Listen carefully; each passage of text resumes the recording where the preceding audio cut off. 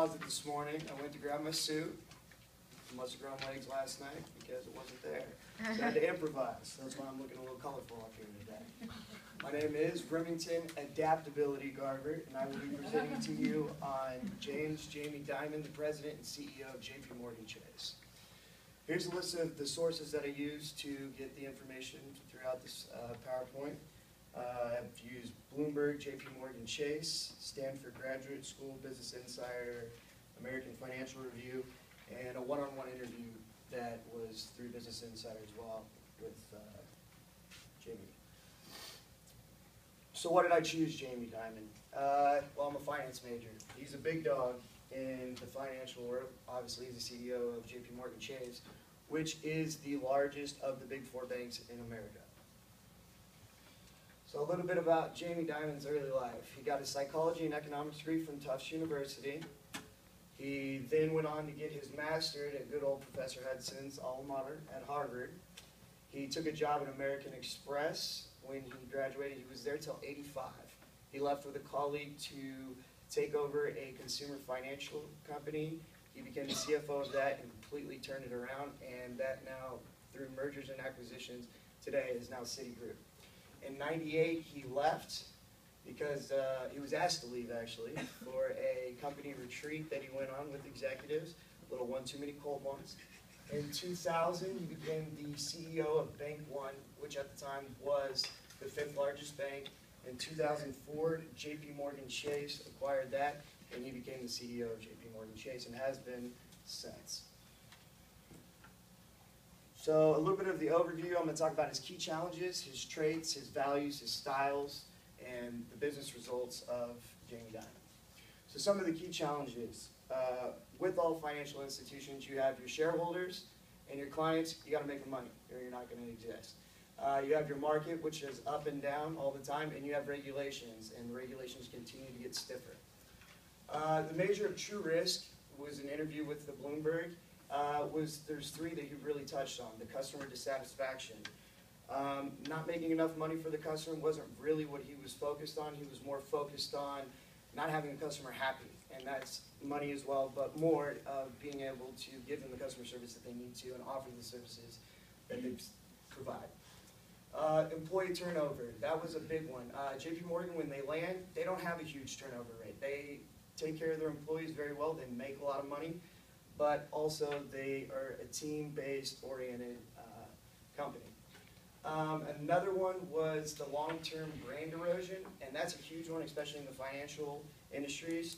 When you start getting caught up on scandals, then your brand starts going down and people no longer want to invest with you. But his big one was a quote, and this is from him from Business Insider: you got to take care of your mind, your body, your spirit, your soul, and your health. JP Morgan can't do it for you or wherever you work. This was given to a speech of millennials that were thinking about going on Wall Street. This, I think, is huge because it goes beyond the company. This goes talking about himself, his personal relationships at home, and getting just his entire life together. Some of the traits. Discipline was a huge one. He holds weekly business reviews every single week, and that is with every single department. He's got HR, finance, his legal team. He has regular talent reviews throughout the year, so there's not just one. He's got talent reviews throughout the year. He's always striving for improvement and strong work ethic. But the thing that I really liked about his discipline was he always leads up with a detailed follow-up. So after every meeting, every talent review that he gives a follow-up. Some of his values.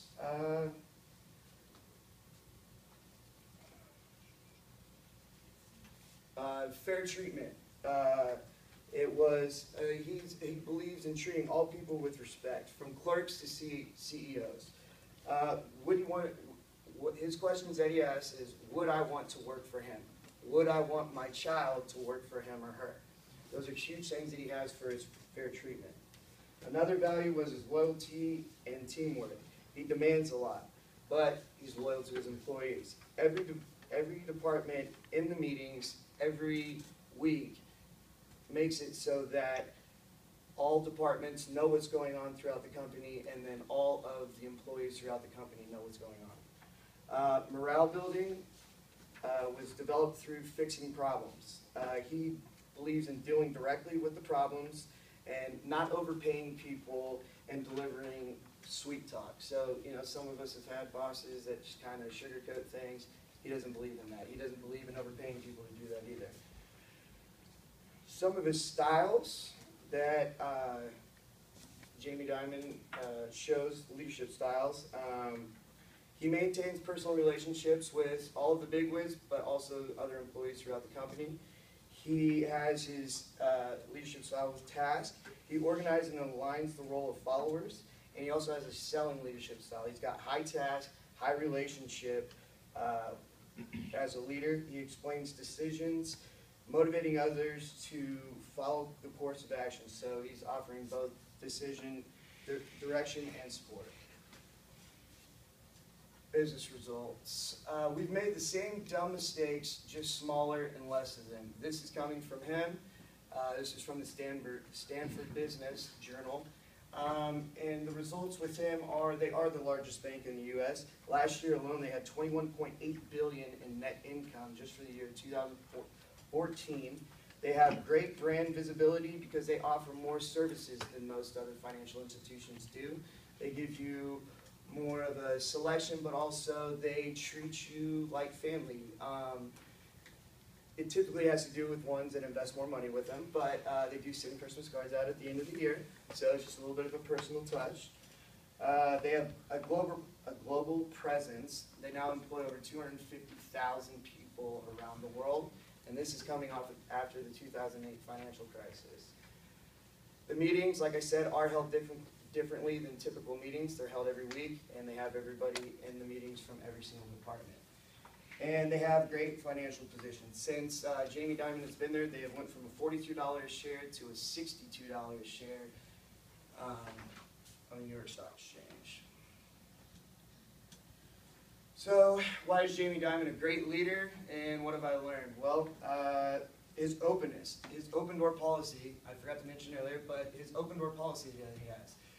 Not only does he have all of his head execs there, but when there is somebody underneath them that is confused on something or that needs to ask something to him, they can channel through and end up sitting down face to face and talking with him.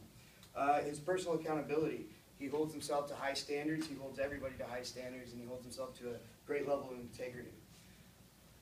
He also believes that JP Morgan Chase was not all their own doing. So what that means is he came in, and yeah, he's taken the company and he's gone very far with it, but he wasn't the one that started it. So he's got a little sense of humility, and he's able to be humble about that. He's able to align, motivate, and innovate. With that, he aligns the right people and doesn't overpay them. There's no sweet talk going on. He motivates. Regular talent reviews, detailed follow-ups, and the respect from the clerk to the CEO, I think, is a huge one. The clerk is no different than the CEO, even though the pay is a little bit different. He treats them all the same. Innovate. The formation of Citigroup, when he left American Express, went to the financial institution, and it became Citigroup. Ended up having to leave Citigroup, and then took over Bank One, and Bank One is now JP Morgan Chase. Very innovative. Resilience. Again, back to the traits, and resilience is a huge one with him because he was able to leave American Express, take a company that was going down the tank, turn it around, ask to leave, take another company, get bought out, and now CEO of that company. I'm open up to any questions.